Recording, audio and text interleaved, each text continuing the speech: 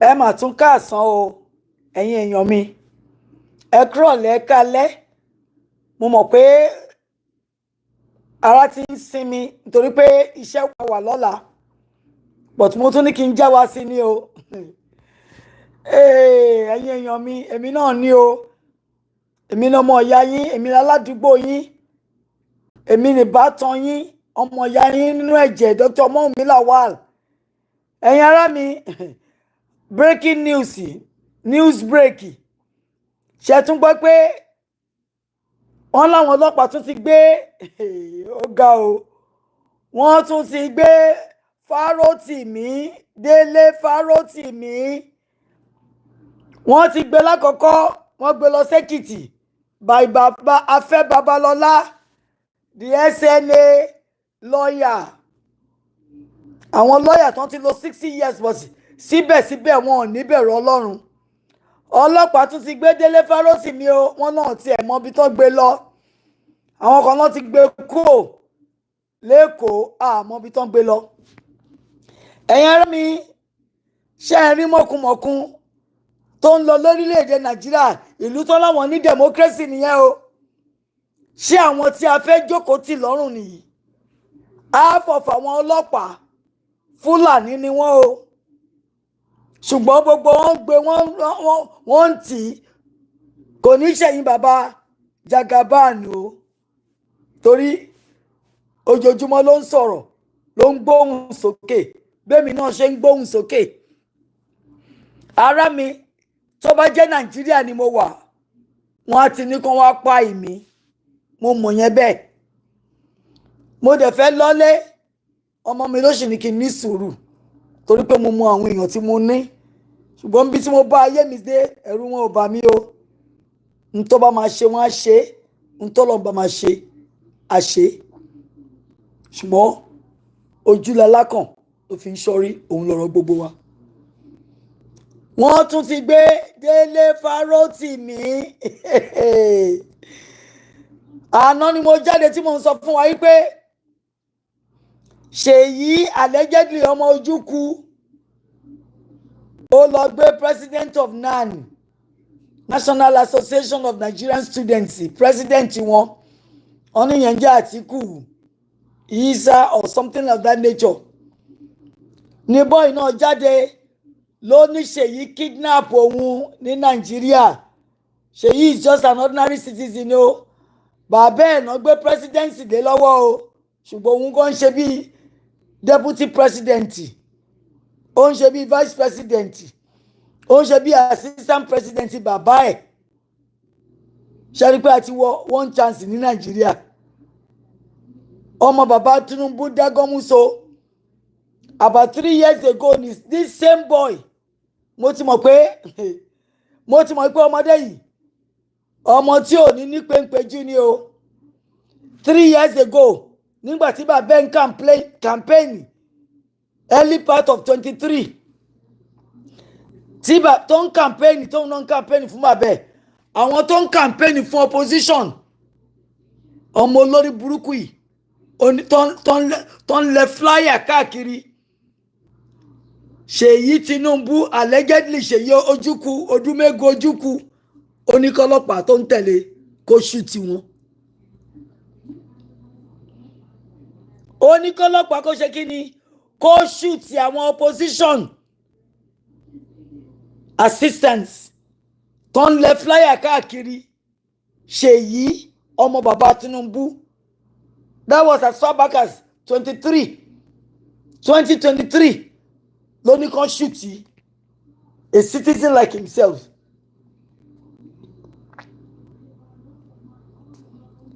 ṣe lè bìlíìfù pé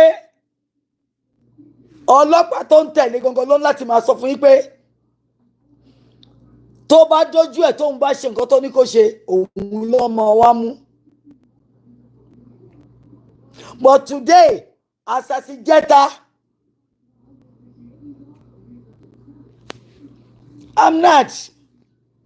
I don't look scary. What I'm saying may be scary. But I have to be honest with you. What is going down in that contraption called Nigeria? I'm complaining because there's a lot of genocide going on in Nigerian space.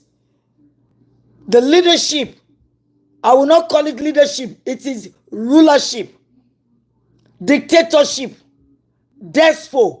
That's what is going on in that space called Nigeria. Listen, hear what I'm saying and understand. The majority of African leaders are not leaders, they're rulers. They do not want freedom from their people, for the people. They rather be puppets of Western nations at the expense of their people. And that is exactly what is happening in the space called Nigeria. The administration of that country now is more of a dictatorship than an administration, than a democratic administration. Anytime anybody says anything, complaining, either about one system or the other, the individual is arrested and charged with treason. If we are democratically established people, it is the inalienable right of every citizen to complain about what he or she is not satisfied with. The least that could happen is that they will sue you to court for defamation of character or for a libel if you publish it. But right now in Nigeria, if you say anything whatsoever, no matter how minute it is, you are going to be arrested and charged for treason. And when they charge you for treason, they are believing that you deserve capital punishment. That's what is going on in Nigeria.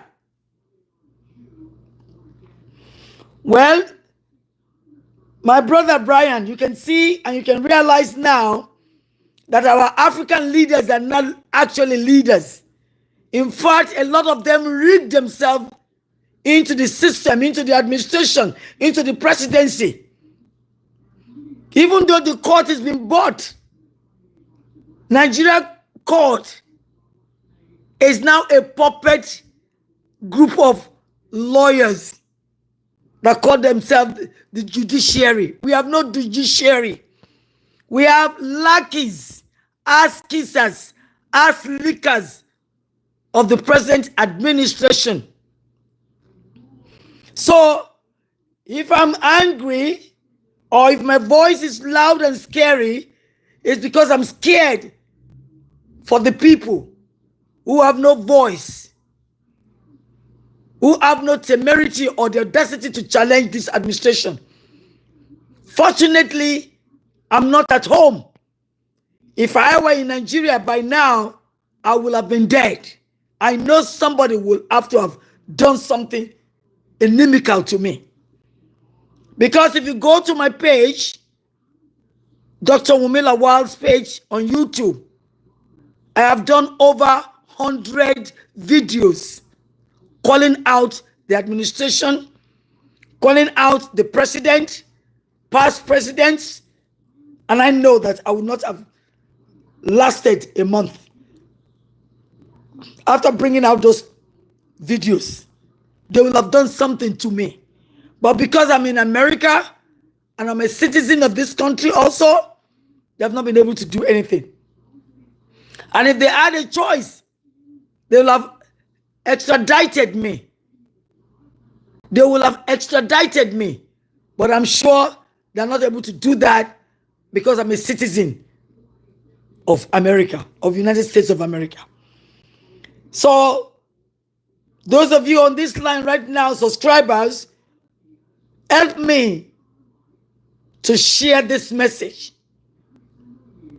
There is a lawyer we call Dele Farotimi. He's a lawyer himself. And about a few months ago, 4 months or 3 months ago, he was arrested because of his book. There was a book he wrote that it indicted our judiciary.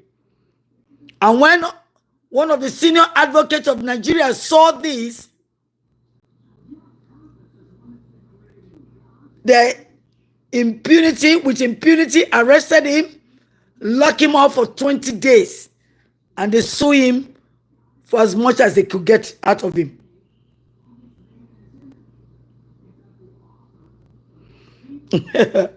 Well, I'm in my house.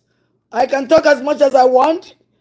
If it is too loud, you can lower the decibel. If not, watch it another day. But I have a right to register my annoyance, my anger, or whatever I feel like. So I am telling you, my Yoruba people, look at what the administration is turning Nigeria into.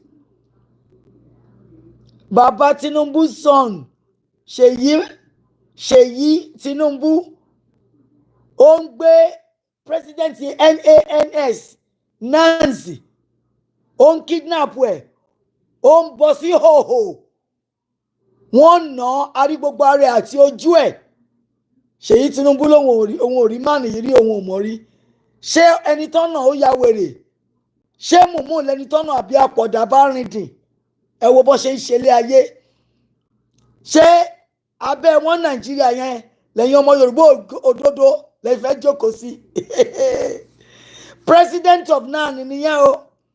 Èmi àti yín tá wá president tá secretary tó yẹ pé normal ordinary people ni wá, kí lẹ rò pé máa ṣe fún wa? Ṣé rò pé tán bá gbé àwa, wọ́n á gbé wa sílẹ̀, wọ́n ń lọ pa wá ni. Wọ́n máa lọ pa wá ni. Òtítọ́ ọ̀rọ̀ ni mo sọ fún yín yẹn. So tá bá gbẹ́nu dákẹ́, tí a bá gbẹ́nu dákẹ́ ẹ̀yin èèyàn mi, tí wàá bá wa dákẹ́, àwọn people yìí wọ́n pa bàsírà mú wa lára. Yìí tí mo ń sọ fún yín lẹ́ni mo kàn fẹ́ kẹ́ tètè gbóhùn sókè ní kẹ́ bẹ̀rẹ̀ sí ní send ẹ̀ lọ sí ìjọba máa send ẹ̀ lọ. Wọ́n ti gbé Délé Farotimi o, àwọn ọlọ́pàá tún ti gbé. Ìwòyí ìjẹta ní Àtíkù Ìsá ní ọmọ bàbá Tinubu Ṣèyí, ó kidnap òun. Tó bá jẹ́ somebody else náà fi ẹ̀sùn kidnapping náà lọ́nlọ́mọ lẹ́sẹ̀, SSS, DSS, OMB, Interpol Nàìjíríà, wọ́n á ti lọ gbónítọ̀hún. Ọmọ bàbá Tinubu ṣàyà gbangba, ó lóun ò rí rí, òun ò mọ̀ rí. Ọmọ bàbá Tinubu mingle láàrin àwọn students, kò sí ní yunifásitì o, but ó ń lọ bẹ̀, máa lọ canvass, máa lọ campaign, torí pé ó fẹ́ jẹ governor of Lagos State. Ọmọ àlèyé àti bàbá ẹ̀ wọ́n ń ṣọmọ Èkó, but wọ́n ti rè kó pa. Wọ́n ti kórí gbogbo àwọn ará Èkó, wọ́n ti kó sínú pọ́kẹ́tì wọn. Ṣẹ̀rí ilé ayé tá à ń bá lọ. Ṣẹ̀rí ilé ayé tí à ń bá lọ, ẹ̀yin èèyàn mi. We are in for a long ride. With this kind of administration tí à ń bá lọ, kan tó pa gbogbo wa tán, á dàka gbóhùn sókè. Kan tó pa gbogbo wa tán, á dàka jáde. Ká tú yẹ̀yẹ̀, ká tú yẹ̀yẹ̀, ká tú yẹ̀yẹ̀. Ká jẹ́ kó mọ̀ pé eléyìí ò ní ṣe ṣe. Ẹ̀yin ará mi, mo mọ̀ pé ń gbádùn àwọn ẹ̀yin kan ń gbádùn Nàìjíríà. Ṣùgbọ́n ẹnikẹ́ni tó bá lóun gbádùn Nàìjíríà, àìdá ẹ wà l'Amẹ́ríkà ni ẹ wà ní London ni o, àbí ẹ wà lórílẹ̀-èdè Nàìjíríà. Tẹ̀rí bí Nàìjíríà ṣe níyẹn ló ṣe wù yín. Ẹ fẹ́ máa bá bẹ́ẹ̀ lọ. Bí ògo ṣe ń jẹ́ ti Ọlọ́run, tí àánú bẹ̀ ń bẹ̀ ń bẹ, màá bá yín gbà ládùúà. Ní pé ńgbà tá a bá gba ilẹ̀ náà, tá a gba Yorùbá nation, Ọlọ́run ò ní jẹ́ kẹ́ bá wa débẹ̀. Right now, ẹ̀ ń gbè sí administration tó ń fi ọ̀bẹ jẹ wá níṣu, tó ń fi ọ̀bẹ kó wa lómi ọbẹ̀ jẹ. Administration tó di ojú pa, tó ń jẹ́ kí Fúlàní máa pa ẹ̀yin ọmọ Yorùbá Ògidì. Administration tó jẹ́ kí àwọn ọmọ Yorùbá kó máa lọ sí Mediterranean, kó máa kú sínú omi, kẹ́ja máa gé wọn lápá jẹ, kó máa gé wọn lẹ́sẹ̀ jẹ. Administration tó wà láti bí ọdún méjì tí ò sómi, kò síná, títí ò dáa. Ṣùgbọ́n láàárín ọdún méjì, ẹ̀yin ará mi, ẹ bọ́ sórí YouTube, kẹ́ lọ wo ohun tó ń ṣẹlẹ̀ ní Burkina Faso by the youngest African leader called Ibrahim Traore. Ibrahim Traore has normalized education from the primary to the secondary level. Nobody in that country wanting to go to school from elementary to the secondary level will pay a red cent. Every pregnant woman can go to any hospital and be treated without paying a penny. Ẹ̀yin ọmọ Yorùbá Ogidi, ǹjẹ́ ní hospital tẹ̀lé lọ́tẹ̀ ẹ̀ ní sanwó? Mo ti rí ẹni tó san 1.6 million láàárín 15 minutes. Wọ́n declare kò ti kú. Àwọn kìíní olórí burúkú dọ́tọ̀ míì náà wọ́n á ti mọ̀ pé nǹkan tó ń gbé wá bá wọn ikú ló máa já sí, wọ́n ní kó lọ mú 2.5 million wá. Meanwhile onítọ̀hún ti kú. Ẹ̀yin ará mi, à ń dákẹ́ o.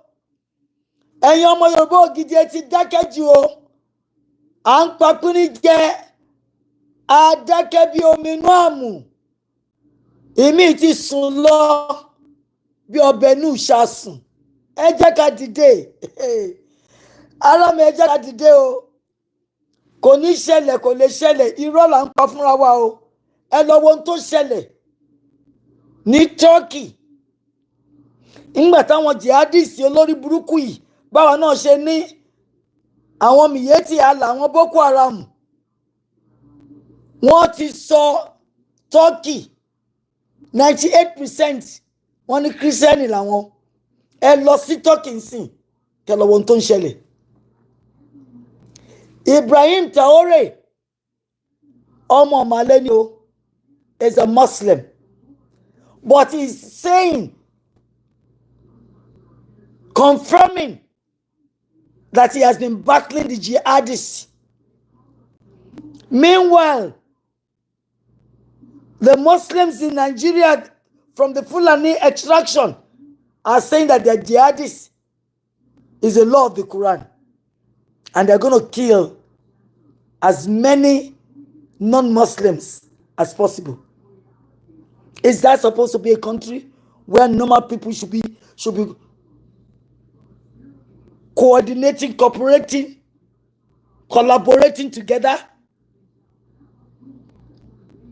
Are we in coexistence with normal human beings who just want to spill blood any day, anytime, any hour? Is that supposed to be a normal country?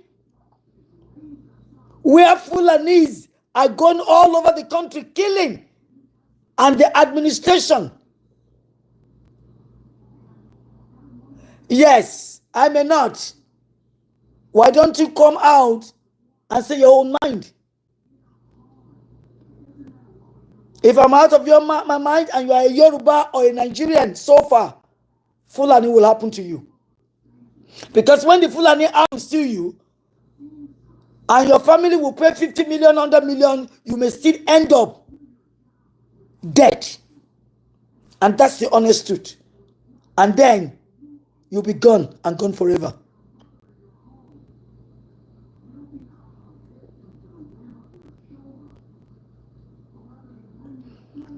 I'm feeling good. But I have to speak my truth to power. There are still many people here that have been brainwashed. That what is happening in your country, especially in Nigeria, is a normal thing. But I'm praying and I'm honestly hoping and wishing that if you refuse to move, Nigeria will happen to you. Or Fulani will happen to you. Either way, you're not going to go home scot-free. Nítorí náà ẹ̀yin èèyàn mi, mò ń pariwo tó. Yes, a lot of you are brainwashed. And some of you are already enslaved mentally. In the last 6 months, I've been saying that some people are brain dead. They don't want to revolutionize their mindset. Fulani is fine with you. Go ahead. As a matter of fact, you can move to the north and cohabit with them and see what will happen to you. Go ahead. Go ahead. Because what is happening in that Nigerian space, pray that it does not happen to you.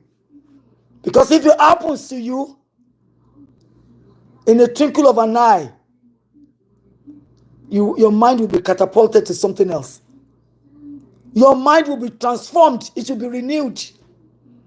Torina yomo yami. Eyomo yami. Eyomo yami nínú ẹ̀jẹ̀. Mo ń sọ tèmi o. Mọ́kùnmọ̀kùn rádaràda ló ń ṣẹlẹ̀ lórí ilẹ̀ Nàìjíríà. Ọ̀rọ̀ mi ò pọ̀ lẹ́ni púpọ̀. Mo kàn tún ní kí n sọ fún yín ni pé ọlọ́pàá tún ti gbé délé Farotimi o. Ẹ máa gbàdúrà pé ní ìtàn gbé yìí kì í ṣe pé wọ́n fẹ́ lọ páyẹ̀ o. Bàbá Tinubu akàndẹ̀ ga ojú àgámá lizard sílẹ̀ ni. Ọkàn máa ga ojú sílẹ̀ ni. Bàbá Tinubu would not do anything to save anybody. He's not interested in saving anybody. This administration is narcissistic in nature. And they're willing to get rid of anybody that is against them. So if you like, how much prayer can we do for a country that refuses to move? That refuses to change its mindset? That refuses to be anti? That it refuses to be for people? Take care of their citizenry. We have leadership that do not care about the masses.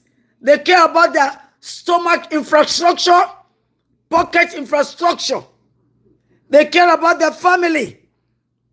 What they're supposed to be spending for millions of Nigerians, they're spending for their family of 5 or 6. And they're asking the rest of you to go to hell and roast and come back as ashes. Is that a country or a kangaroo society?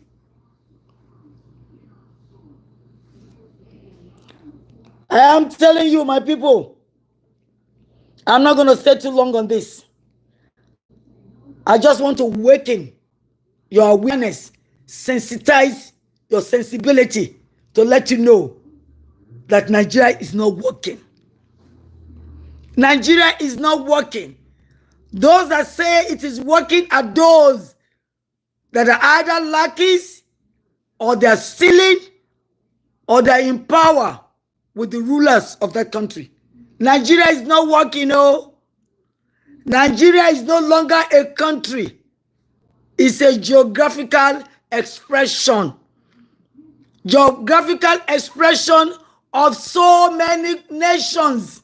The Igbos, the Yorubas, the Hausas, the Edos, the Akwa Ibomites. We have more than 10 nations forced together to live as one country. It is not happening. Because there is no homogeneity. We do not speak the same language. We have no same moral ethos. No psychological anything. We have nothing in common. We do not have the same traditions, the same culture. Even our foods are different. We have different ideologies, and yet they're forcing all of us. We cannot communicate except we speak English. Is English our language? I'm not an English lady, I'm a Yoruba woman. Why should I be forced to speak somebody else's language? That's not my identity.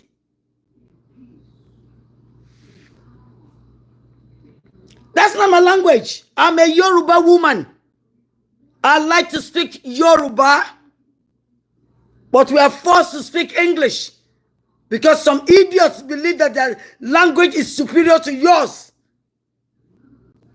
And the only way they have done that was through indoctrination, brainwashing, thinking that English is better than your own language. How come they did not force English on the Germans? How come they did not force English on the French people? Why is it Africans that have to speak English or French or Portuguese? Those are the people that believe that they are our captors. These are the people that believe that they are the colonialists. Now they are neo-colonialists because they have not finished that colonialism with Africa, except Africa wakes up, be alert, and say no to colonization. They want to recolonize you, and that's why they're giving you loans, IMF loans that you will never be able to pay in the next 100 years, so that you can still be under their thumb. I'm saying my own, no. I'm not a kid anymore. I'm a grandmother. Anything can happen anytime. But this is not the kind of country I want to live for my grandchildren. I am a Yoruba woman, unfortunately joined together with other extractions in Nigeria. I'm not an Igbo. I'm not an Hausa. I'm not a Fulani. I'm a Yoruba woman. And I would prefer, even though I do not hate any one of these people, I want to speak my own language on my own father's land. And I don't want to be forced with anybody. Thank you. Thank you, people. Thank you for listening. And those of you that have heard a little that I've said, I am praying.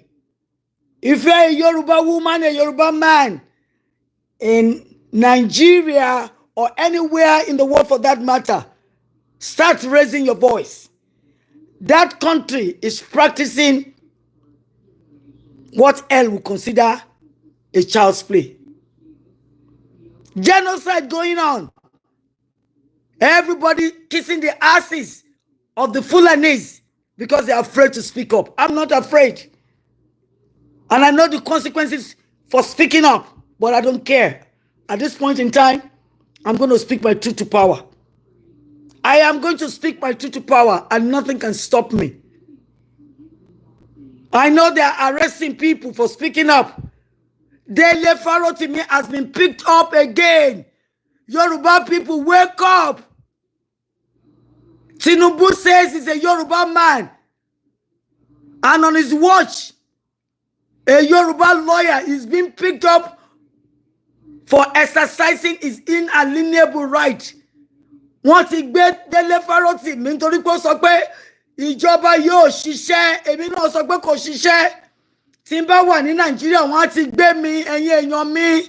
Bàbá Tinubu péré ní ọmọ Yorùbá. Ọmọ Ọ̀rágbèjì tó ń ṣe bí ọmọ Fúlàní. Àwọn ọmọ àlè tó ń fọwọ́ sí júwe lé bàbá ńlá bàbá wọn. Tinubu ń fò tẹ̀lé Macron of France lẹ́yìn bí ọmọ ọ̀dọ̀. Ó délùú ẹ̀ ó fẹ́ máa ṣe wá bí adìyẹ. Ó ti pàdé àpòpọ̀, ó ti tà wá fún Ronald àti Gilbert Chaguri, bàbá Tinubu. Gbogbo owó tí Abacha London ó kó dálẹ̀ ni ẹ máa kọ́ tí iná dálẹ̀ ni. Ẹ fẹ́ joyè olórí burúkú. I'm a woman, a mother, a grandmother. And I do not want what is going on in Nigeria to be what my grandchildren will inherit. What is going on in Nigeria is not working. Divide the country and let everybody go and answer to his grandfather's name. We are not British. I'm a Yoruba and I want to keep on speaking my Yoruba in my father's land. President Bola Ahmed Tinubu Adekunle Omolodode, divide Nigeria and let everybody go. Kema joya mukumeko akpanima yoda. Agbalagba láláì níròrí. Tẹ́ jẹ́. tẹ jẹ́ títí tẹ jẹ́ sójoojú yìí fẹ́ jáde lágbárí yín ṣán ṣépè fún yín ni abẹ́yìn nìkan ni máa kọ́kọ́ di president lónìí gbogbo olóòrọ̀ gbọ́ ẹyẹ òkè bí ẹyẹ ọmọ ènìyàn gan fọhùn bí ọmọ ènìyàn ẹ wá jókòó síbẹ̀ ẹ̀yin lẹ́ ń gbádùn ẹ ní gbádùn tálàárọ̀ bá ní kẹ́ gbádùn alálẹ̀ máa yí dànù fún yín ni ẹ̀yin olórí burúkú má ṣàǹfààní èpè màlẹ́ kí ló dé iná bá bá láyé ọjọba rí ni ẹ̀yin ọmọ tí kìnnì kan òbí náà ní tó bá tẹ bá dórí oyè tán lẹ́ máa ṣe rádaràdá rédèrèdè you are sick the administration is sick and is sinking. Nigeria is already becoming a Titanic, a sinking Titanic ship, and it's going to sink so that everybody will go their ways. Hey, ọmọ Yorùbá Ogidi, mo sọ tèmi lẹ́ni o, wọ́n tún ti gbé délé Farotimi mo tún sọ fún yín. Ìjẹta ni ọmọ bàbá Tinubu Ṣèyí Ojukwu allegedly tó kidnap allegedly president of NANS tó nà tójú ojú ọyọbò ó change color Ọlọ́run ò mọ̀ rí ọmọ bàbá Tinubu ń dágọ́mú so ọmọ bàbá Tinubu ń kọjá ayé o ẹ̀yin tẹ́ bá ọmọ bàbá Tinubu ẹ kìlọ̀ fún o nítorí ìtíṣe yìí gan bábọ̀ yìí á rí jàǹgbàdì Ọlọ́run bàbá Tinubu tí ẹ bá kí ọwọ́ ọmọ yín bá ṣọ́ ẹ rí ìbínú Ọlọ́run bí King Saul ṣe rí ìbínú Ọlọ́run ẹ rí ìbínú Ọlọ́run nítorí pé ẹ̀yin gan fẹ́ máa ẹ fẹ́ gungi kọjá ewé ẹ fẹ́ sọra yín de Ẹlẹ́dùmarè sí wa lọ́rùn irọ́ ni ẹ pa ẹ̀yin kọ́ ni Ọlọ́run ní gbogbo àgbáyé 8.2 billion people ló wà ńbẹ̀ èèyàn kan péré ni yín ọwọ́ Ọlọ́run máa ká yín o gbogbo agbára tẹ́ bá ní bàbá Tinubu ẹ máa ṣe ẹ máa dára kó wù yín ohun tó bá wù yín ni kẹ́ máa ṣe ẹ bá Ọlọ́run ní ẹsẹ̀ gbèjì ẹ bá Ọlọ́run ní ẹsẹ̀ gbèjì bàbá Tinubu gbogbo agbára tẹ́ rò pé ní òtúbà ń tẹni lọ́dọ̀ Ọlọ́run ẹ jẹ gbá èmi ni mo sọ bẹ́ẹ̀ fún yín ẹ jẹ gbá àdàbí tí ò bá jẹ́ pé orí ilẹ̀ Yorùbá yẹn náà lẹ ti rí gbogbo owó tẹ́ jí àdàbí tí kì í bá ń ṣe omi ilẹ̀ Yorùbá yẹn lẹ mú tí kì í bá ń ṣe ata ilẹ̀ Yorùbá lẹ jẹ dàgbà tí kì í bá ń ṣe epo ilẹ̀ Yorùbá ló fi ṣebẹ̀ fún yín tí kì í ṣe atẹ́gùn tó ń fẹ́ ní bọ́dí lọ́nù lẹ́ ń gbà sára lẹ́ẹ̀ní ìdàgbàdì Ọlọ́run ẹ máa jẹgbá ẹ máa tẹ́ ẹ̀ nídùnbẹ̀ ẹ rò pé lágbára ni ẹ máa ṣe lọ gbogbo ohun tẹ́ ń ṣe Ọlọ́run wà yín dẹni okùn tọ́lọ́run fún yín pé kẹ́ fi súnmọ́ òun ló máa fi hangi yín àtẹ̀yìn àtàwọn ará ilé yín ẹ̀yin máa ṣàǹfààní à ń ṣàǹfààní èpè màlẹ́ kò burú o do whatever you want ṣùgbọ́n I'm telling you Baba Tinubu I'm telling you Jagaban of Bodilon I'm telling you Ahmed Bola Tinubu President of Nigeria I am telling you take it easy renew your mind recalibrate sit down as a man that has wisdom because you are not acting as a man with wisdom now you are acting as a man with power. Absolute power corrupts,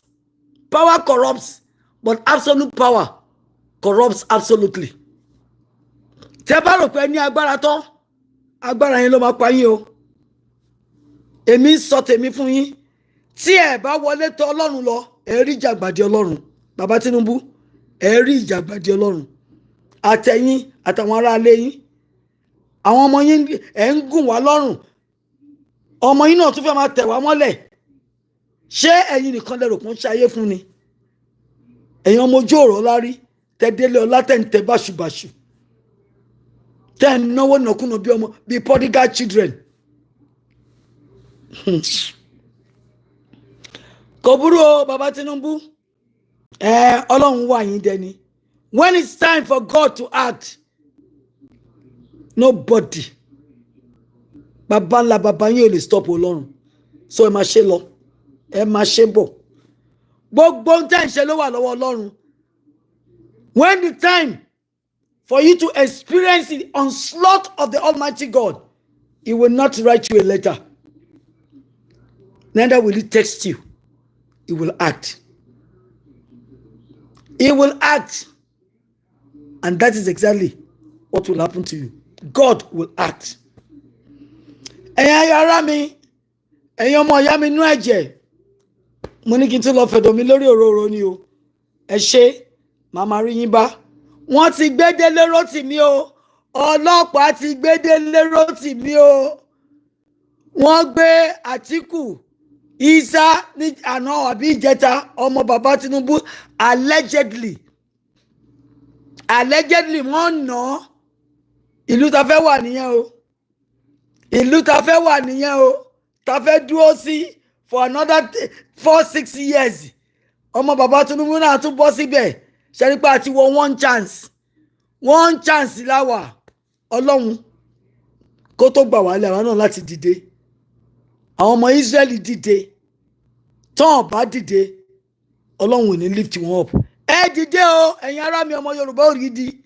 Ẹ̀yin ọmọ Yorùbá àtàtà. Ẹ̀yin Ògidì ọmọ Yorùbá ọlọ́gbọ́n olóye. Ẹ dìde o. Èmi ọmọ ìyá yín nínú ẹ̀jẹ̀, Dr. Mọ́wùmí Lawal. Ó ní mo tún ké wá sí yín o. Ẹ dìde o. Màmá rí yín bá. Ẹ ṣé. Okay, have a wonderful Sunday. God bless you all. Thank you.